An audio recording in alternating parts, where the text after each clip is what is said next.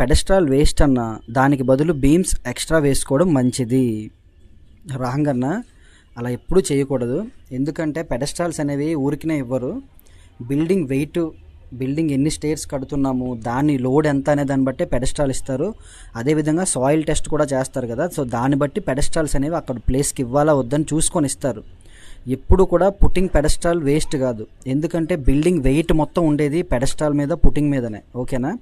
మీరు వేసే పిల్లర్స్ కావచ్చు, బ్రిక్ వర్క్ వాల్స్ కావచ్చు, స్లాబ్, బీమ్లు, ఇలా కన్స్ట్రక్షన్కి సంబంధించిన వెయిట్ మొత్తం అంతా ఉండేది పుట్టింగ్ మీదే.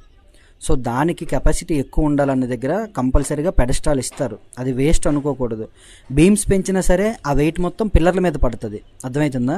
బీముల వెయిట్ పిల్లర్ల మీద పడి పిల్లర్ వెయిట్ మొత్తం ఎక్కడికి వెళ్తుంది? పెడస్ట్రాల్ మీదకే వెళ్తుంది, అదే పుట్టింగ్ మీదకే వెళ్తుంది. ఓకేనా?